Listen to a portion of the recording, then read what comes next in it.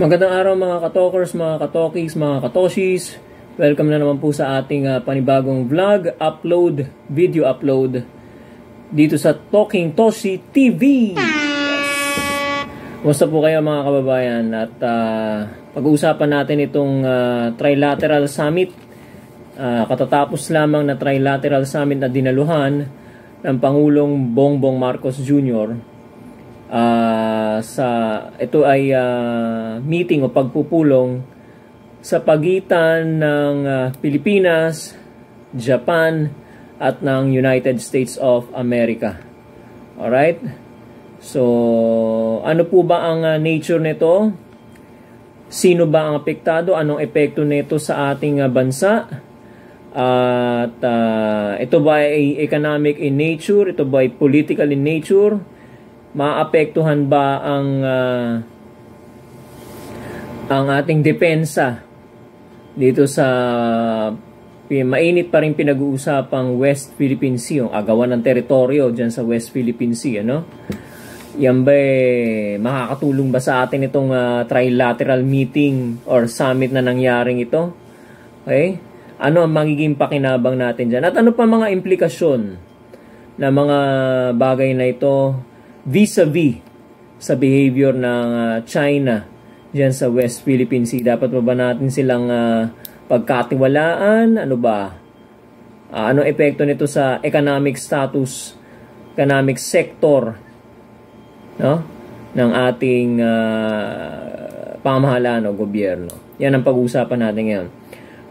Kasi itong trilateral summit na to, inalmahan ng China na ito raw ay magpapa-escalate, lalong magpapa-escalate ng tensyon dyan sa may West Philippine Sea. Okay? Kaya medyo aligaga sila nung nag-meeting yung Pilipinas, Estados Unidos, at saka yung Japan, bansang Hapon. Ano? So, ano yan? Ano yung pinag-meetingan ninyo? Kaya parang winarningan na, no? Winarningan sila. Or ipinahayag nila na sila yung nababahala tungkol dyan sa mga summit, meeting na yan, ano? Tsaka mga pagpupulong na ganyan, parang nagpapakita ng alyansa, no? Pagtutulungan para labanan ng China eventually in the future, ano? Kung di man ngayon, ano? Okay. So ano ba yan? Ano ba ibig sabihin yung trilateral summit na yan? Okay? Meron tayong audio clip na patutugtugin sa inyo. Bibigyan po natin ng analysis sa ating reaction, opinion, kung ano ang masasabi natin tungkol dito sa trilateral summit na to. Ito po ay kinikredit po natin sa Net25, okay? Sa programang ASPN ni Ali Soto at ni Pat P. Dasa. Alright? So ito na po, pakinggan na po natin. Maya't maya, papasok tayo, magbabat-in po tayo para magbigay po tayo ng ating reaksyon tungkol dito sa issue na to. Ang mga nangyayari sa yung himay natin ng world news. There's so much going on, no? Yung mga geopolitical tensions po natin, minarapat po ng ASPN na mag-imbita po ng isang political scientist, professor at CEO ng WR Numero Research. Good morning and welcome to ASPN Professor Robin Michael Garcia. Good morning, Prof. Welcome. Thank you very much for inviting me. Okay. Oo, Professor, there's so much going on in the world. Unahin na natin yung nangyari na makasaysayan po yung Trilateral Summit na naganap po sa Washington, D.C. nitong April 11. So we're going to pick your brains kung how yung analysis nyo na nangyari dito, this historic summit. At ang isa sa mga nakatatak of late na sinabi po ni Pangulong Marcos ay itong naturang meeting among Biden, our President, and Prime Minister Kishida.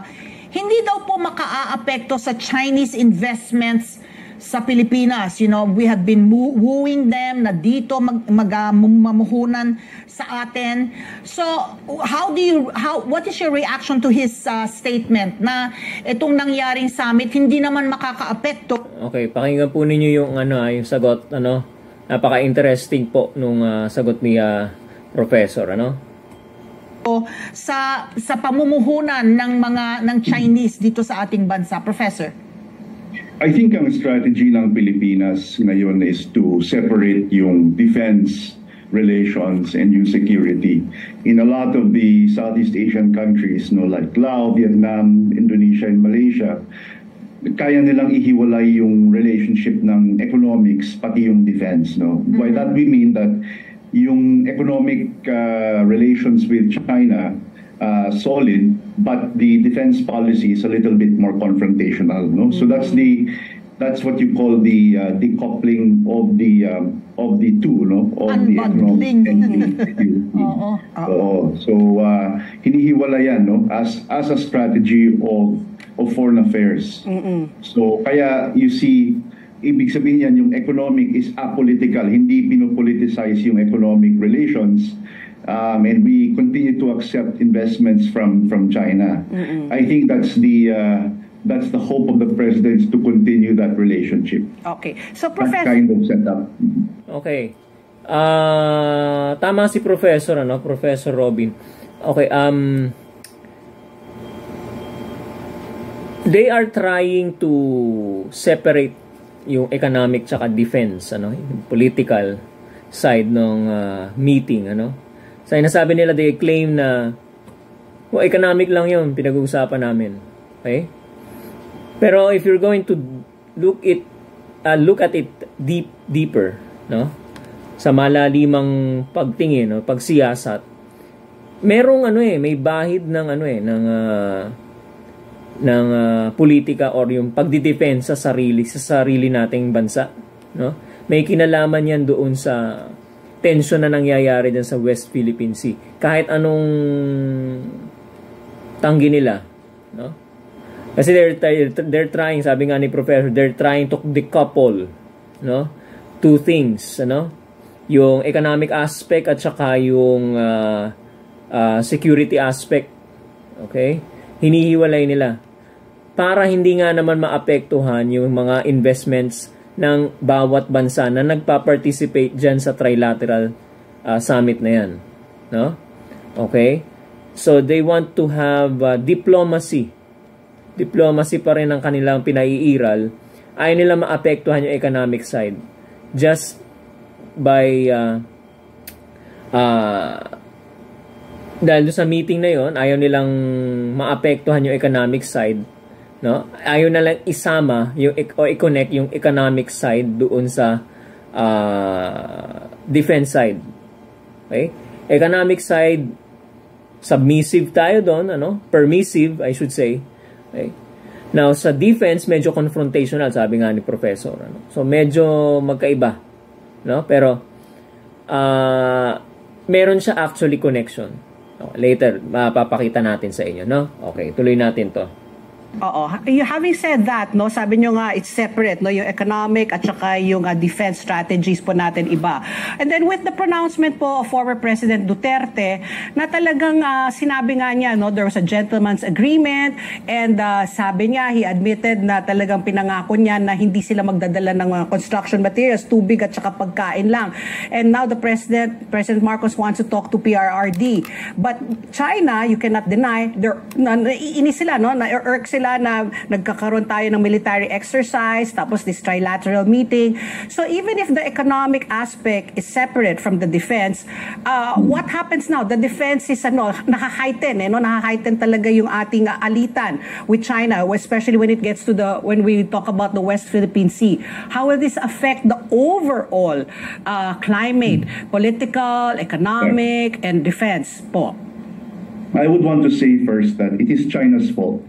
The reason why the U.S., Japan, the Philippines, and other countries like South Korea, Australia, India are banding together, it's because of China's aggressiveness or China's aggression in the West Philippine Sea, especially in the West Philippine Sea. Actually, there are several conflicts, points of potential conflicts in Asia.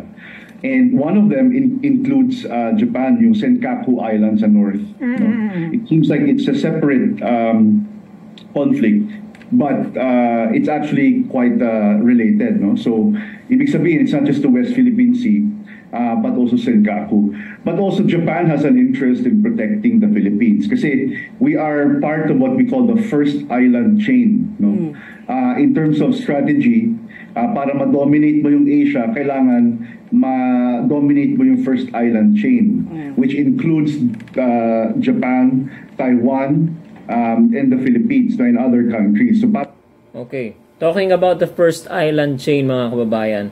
Yung first island chain, it's like a parang belt siya. Okay? Para siyang linya, no? And yung linya na yon, yung first island chain na yon, yung sakop, yung perimeter ng first island chain na yan, diyan din halos nakasituate yung imaginary line na ginawa ng China. Yung 9-dash line, okay, na 10-dash line na ngayon. Okay?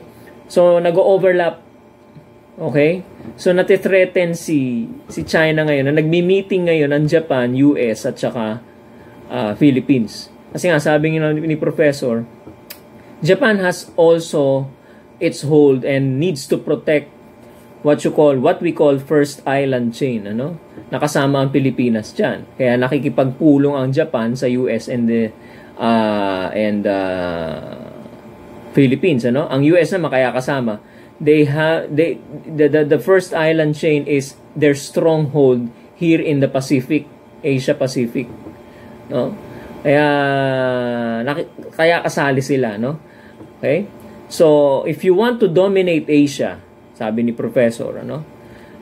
No? You first dominate and you try to dominate, no?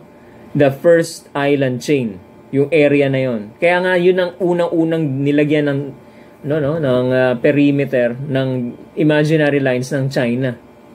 Doon nila nilagay yung dash lines nila, yung 10 at yung 9 dash line nila. Okay? So that's the reason behind it. Okay? So that's the first island chain na tinatawag natin, which includes Japan, Taiwan, and the Philippines primarily, ano? Okay. Tuloy natin to. It's a belt, no? Isang malaking belt yan. So that's a strategy of China, no? To dominate the first island chain. And the US knows this. And that's why, actually, that strategy came from the US. It's a strategy of Douglas MacArthur to dominate that sort of that strategic area. And the US is consolidating that first island chain, no? So that it protects the peace and stability in Asia. So that's why it is a very, very important sort of a historic meeting. But the reason also why it's a historic meeting is that these are our former colonizers. No? So the US and Japan are former colonizers, no? And right now we are, cooperating with them, and they seem to be, we have a common enemy, which is China, at least in defense, no? So of course the West Philippine Sea is ours, and we should not give an inch, to anyone. Of the West Philippine Sea. We'd like to point out and talk about, Professor, the West Philippine Sea and South China Sea, how oil rich it is, no? And China, recently, President Xi called on the military to align yung kanyang maritime strategy with economic development.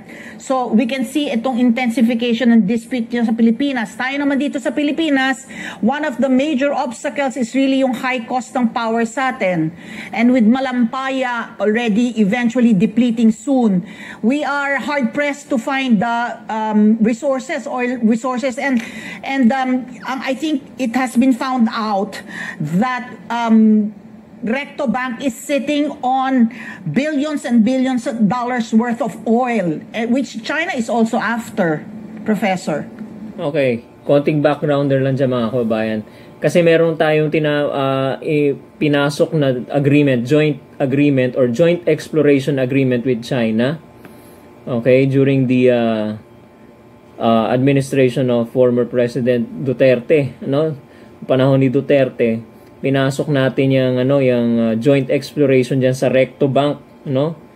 Alright? Kasi maraming langis po diyan, mga kababayan. Ang langis po ay source, pinanggagalingan ng energy at saka power. Ang Malampaya plants po natin, yung Malampaya, no? Malapit na po maubos yan. By 2027, depleted na po yan. So, kailangan nating makakuha ng alternative source of oil, of energy, okay? Which is, yun nga, maraming supply ang makukuha natin sa Recto Bank, no? Which is also disputed, a disputed area, no? Ng China and the Philippines. So, ang ginawa ni former President Duterte, joint exploration tayo. Okay, so natuloy yung joint exploration. I think sa pagkakaalam ko, itinigil niya bago siya umalis. Tapos ipinaubaya niya doon sa susunod na magiging presidente, which is eventually si Pangulong Marcos Jr., ano? And I really don't know, I'm not sure about the status of, hindi ko alam kung anong status kung tinuloy ba yung joint exploration agreement or something, ano, or itinigil na or itinenggalan dyan yung agreement, ano. So we really don't know kung kailan magsisimula or nagsimula na ba. Wala pang balita, ano. Hindi pa ganun matunog ang balita na tinuloy na yung nagko-continue pa yung joint exploration between China and the Philippines dito sa Recto Bank. But nonetheless, tuloy natin itong sinasabi ni Ms. Ali Soto. Yeah, so we had that yung JMSU, yung Joint Maritime Seismic Understanding. That's an agreement to prove that the resources are there. No, I mean it's still a hypothesis. But there's good reason to believe that there's actually good resources there. We used we agreed to do that with Vietnam and China, but we canceled those deals recently, no? Ayun, okay. But yeah, it is a point of interest of China, no, to also for their own resources sa China, because there's a lot of people in China. And they're always scrambling for resources to make sure that their people are able to eat, no, and things like that, really for development and economic prosperity. The same with us. But yeah, the question is China the best partner for us, right? That's always the issue. Ayan, ang tanong ni Professor, maganda bang partner? Okay, ang China. Okay. Siguro more on the economic side na to, no? Partnership na to, no? On the business side, on the commercial side, ano? Tingnan natin ang analysis ni Professor. At this point, actually for me, my analysis is that China is not the best partner. For many reasons. Sabi nyo nga kanina na hinihiwala yung economic tsaka security. Actually, sa palagay ko po, dapat hindi hiwala yun. Dapat ginagamit din natin yung economic statecraft, no? Kasi okay. Sabi ng mga participants sa trilateral summit, hiwalay ang economic sa defense, sa political, which actually should not be, no? Kailangan medyo aware tayo rito, mga kababayan, na merong connection yung economic side at saka ng political side. Mamaya bibigay sa atin ni Professor kung ano yon. Pero one thing's for sure, yung trilateral summit na yon, kahit anong sabihin nila na economic lang yan, meron pa rin yan talagang bahid ng politika / defense and defense side, Okay, so it's not purely economic or commercial, no? Hindi or investment summit. Okay? Meron diyang depensa. Pinag-uusapan dyan yung depensa, paano ba natin, katulong ba namin kayo sa pagdepensa sa aming teritoryo kung sakaling magkaroon ng kung ano man. Okay? Kita nyo naman, binanggit naman ni President Joe Biden, ironclad ang kanilang support sa Pilipinas. Once there will be casualties, major casualties or any casualty sa Pilipino, sa Pilipinas, diyan sa pagtawid natin diyan sa West Philippine Sea, any casualty will trigger our mutual defense treaty with the US. Okay? So tutulong sila para to defend. Okay? I don't know up to what extent those words are in defend na yun, ano? So hindi pa na that's remain to be seen, ano? Hintayin pa natin kung ano ang ibig sabihin nun. Pero the US is willing to help us to defend our territories, ano, pagka merong casualties na nangyari, ano? By invoking our mutual defense treaty. Kaya hindi pwedeng mapaghiwalay economic side at saka political side. Let's continue with the professor's statement. Ginagamit din ng China yung economic statecraft against other countries like us. Remember, some of our exports were banned by China, and ginagamit niya yung Belt and Road Initiative para makuha para mag-increase yung power niya dun sa countries na binibigyan niya ng investment. So it's not purely economic. There are political ends to its economic strategy. And we have to be cognizant of that. And that Okay, the Philippines must be aware of that, no? Na ginagamit ng China yung economic statecraft. Economic statecraft is yung kakayanan or yung para siyang kapangyarihan na pumigil, no? Mag-punish, no? Or positive side, ano, mag-reward, no? Sa isang bansa para makakuha siya ng benepisyo sa kanyang sarili sa isang yung bansa na yung nag-i-implement ng punishment or rewarding, ano, no? Okay, so yun yung ginagamit niyang strategy, no? Katulad ng example ni professor, yung pagbaban ng exports natin sa China, baga parang economic sanction ang tawag doon, ano? So why not do it here, ano? Why not do it as well, no? Ang Pilipinas para naman makaranas. Dati ko nang binanggit to, no? If hindi natin madaan sa diplomacy at ilang beses na tayo nagrereklamo, puro note verbal, no? Diplomatic protest, etc., wala naman nangyayari. Why not daanin natin sa economic sanction, okay? Para naman makatikim ng kahit papano ang China ng latay, no, ng hagupit. Ay kala kasi ng China maliit lang tayo na bansa na na uubo-ubo na kayang-kaya nilang ibuli, no? Ayun, pwede natin gamitin yung economic statecraft natin laban sa ibang bansa. But in this case, it's China, no? Okay. Look at China. They are using, sabi ni professor, yung Belt and Road Initiative. I should say, Belt and Road Initiative. Okay? Wherein they increase their power in that particular country, no, through investments. Biruin mo, imbis na mag-export sila, no, which is much difficult at saka much expensive, mag-i-invest na lang sila doon sa country na yon. Tatayo ng factory or anumang business, no? Tapos pahihiramin ng pera, tapos karamihan ng raw materials manggagaling din sa mga businesses from China. So panalo ang China doon, ano?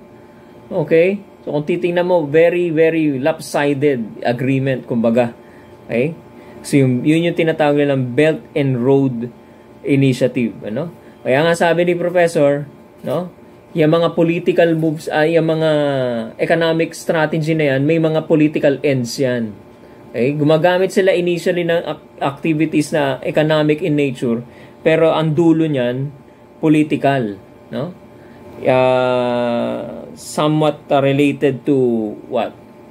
To maybe invasion. Okay? Kung if you might call it, parang intrusion sa isang country. Okay? So, yan. You start with something economic in nature and then you end it with political or yung security, in terms of security. Okay. Hayaan natin si professor ang magsalita. Tingnan natin kung ano yung masasabi pa niya. That's why we have to be careful of entering into a deal with China because, I mean, na sumikat yung usapang debt trap, di ba? Yung pinapahiram niya, napakalaki na interest, Yes. hindi makabayad yung mga bansa, tapos kukunin niya yung assets, so parang bangko. Kukunin niya yung mga ports, kukunin niya yung railways, kukunin niya yung, Ports. Sounds familiar po ba mga kababayan? Nung panahon ng Pangulong Duterte, hindi nyo ba nahalata? Kaibigan-kaibigan niya si Xi Jinping. Bakit po? Si Xi Jinping nag-offer netong debt trap na to. DEBT trap. Okay, well, it's pronounced as death trap, pero it's spelled as DEBT, utang. Okay? This is one of the strategies of China. Kumbaga, ibinabaong ka sa utang na loob or utang. Okay? They lend you money, soft loans, kung may natatandaan kayo, no? Soft loans from China, no? Na kapag hindi ba nakabayad yung nangutang or yung humiram ng pera, okay? Lahat ng mga assets out of that money na pinahiram, kukunin ng China. Magkakaroon ng ownership ang China doon sa mga facilities na yon. Like what? Ports, railways, infrastructures, and public utilities, sabi ni professor, So, it becomes a national security, no? Yeah, yung itong mga infrastructure and public utilities. And once China controls that, Yan. it now becomes a national There security you issue are. for us. So for example, even yung NGCP, part of yung National Grid Corporation of the Philippines, which is a critical infrastructure. Kaya nakakatakot makipag-deal sa China. They will use this as their leverage para makahirit sila na pinahiram namin kayo ng pera, no? Hindi na kayo makakabayad. So kukunin namin itong mga ports niyo, railways, public utilities, and baka in our case, no? Yung teritoryo natin dyan sa West Philippines, kunin nila bilang bayad doon sa ating utang na hindi na natin mabayaran. Well, hindi ko alam ang status nito, no? Yung mga soft loans ay binigay sa atin ng China dati nung panahon ni Presidente Duterte. Nagpahiram ng China Tapos meron pa mga projects yata ng China rito na sponsored nila. Hindi ko lang talaga alam kung tuloy pa ba yun, ano? Okay? So, baka maging mitsa yan. Okay? Leverage yan ng China. Kumbaga, isasangkalan nila yan. Yan ang gagamitin nilang, kumbaga, alas na, pinahiram namin kayo ng pera. Okay? Huwag nyo kaming aawayin. No? Hindi, pababayaran namin sa inyo yan. Ano? Look at what happened during the time of the administration of President Duterte. Nagkawindang-windang tayo, mga kababayan. Medyo masyado nating binibi o kinaibigan ng China nun. Tuwan-tuwa nga ang Xi Jinping no? Okay? Parang ang feeling ko nakakaloko yung yung Chinese government that time.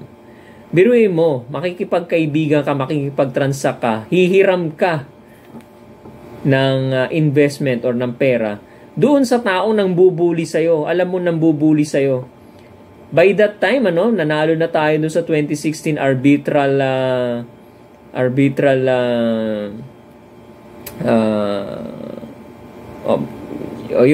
yung sa The Hague, sa na dinesisyonan arbitral court, yan.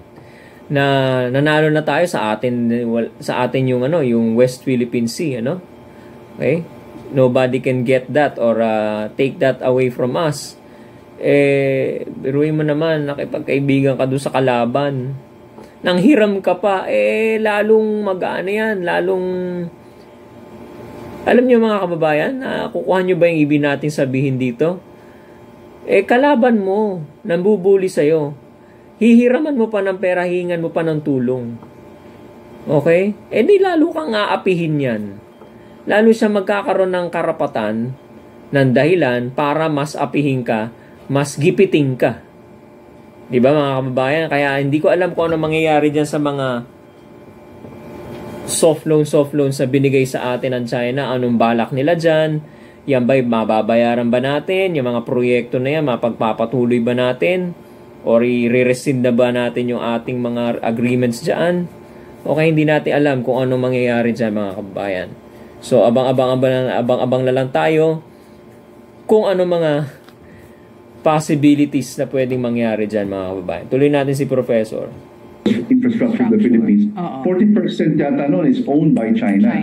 And the Maharlika Investment Fund has a proposal to buy that 40% from the Chinese investment, from the Chinese investors. So yun, no, parang dapat i-link siguro natin yung security sa economics. Ang sinasabi dyan, ang tawag dyan is we have to politicize and securitize our economic relations with China. Hindi pwede sana na permissive ka sa economics, yung DTI or DOF or DBM, NEDA, they're permissive, no? Parang walang political core, doesn't matter what country.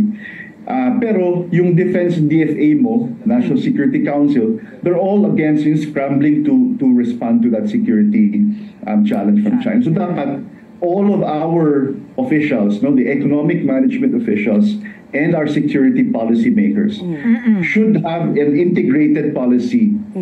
And a part of that is to politicize, to securitize the economic dimension. So baka we need to rethink the partnership with China. I think we did rethink the partnership with China in terms of economics, and specifically yung dun sa REIT-ban. Okay. So Professor, what you mentioned, all these agreements that we entered into with China, they're all above board, no? They have contracts, they have, kumbaga ironclad, yung may mga kontrata talaga yan. And what can you say about this gentleman's agreement na ngayon po ay binabalik-balikan po ng China? Sinasabi nagkaroon na po ng... Ayan, pakinggan nyo mga kababayan ha, sandali lang, sige. Usapan. How will this also, baka maging mas malala yung sitwasyon? Or do you think may pinaghahawakan talaga ang China? Maski na it's a gentleman's agreement, there's nothing recorded, nothing written. What can you say about that po? Well, actually, I think there will always be transcripts. No? Meetings will have transcripts. And there will be some people in the room who were part of the discussions. So these people who are part of the discussion should be held accountable for any of these dealings because nga hindi nasulat, no, in writing yung deal or yung kung ano man yung agreement na yan. So obviously kung si Duterte at si Xi Jinping nag-usap, may transcript sila sinulat, no? Just like any other but it's being denied. There was nothing written and nothing recorded. Paano yon? He said, she said na lang. Everything will be left to memory. Well, if that's the case, then it doesn't exist. Then that's I think China should just prove. Yeah, dapat, it's incumbent upon China to prove to us kasi nga ini-insist niya. Sinabi naman ni President Duterte that it doesn't exist or not in that way. Diba? Ganun yung framing niya. So, it's incumbent upon China's burden to prove to us someone actually made that deal. Okay. We leave that. Alright. Mga kababayan, narinig niyo po ba yung explanation? Kung walang transcript na existing, kasi every meeting nga naman, mayroong transcript yan or parang kumbaga sa corporate world, merong may minutes of the meeting o ng mga pinag-usapan, mga mahalagang items na napag-agrihan o napag-usapan, nililista yan, sinusulat ng secretary or corporate secretary. So, kung walang ganun, verbal lang, okay? Which is very, very difficult to defend, to pursue. Kasi walang kasulatan wala kang pruweba Parang nakalista sa tubig, nakasulat sa tubig. No? Mahihirapan ng sabi naman ni President Duterte, gentleman's agreement, parang usap-usap lang, salita lang. Okay? So, ang China dapat ang magpatunay na mayroong agreement na gano'n. Meron silang dokumento or something. Hanggang ngayon naman wala. Okay? So, alam niyo yung gentleman's agreement na yan, kailangan isiwalat na yan imbestigahan na yan sa Kamara or sa Congress. No? either in the Senate or in the House of Representatives, no? Ito namang si Senator Robin Padilla, nabalitaan ko, ayaw naman yatang isiwalat na doon, ayaw pang silang dalawa lang daw mag-usap. Bali mga kababayan, pag-aaralan natin yan, na ano masasabi natin dyan sa statement ni Senator Robin Padilla. Naku po. Ayan. So, in conclusion, mga kababayan, mga ka-legit Dabarkads, okay? Kailangan hindi hiwalay.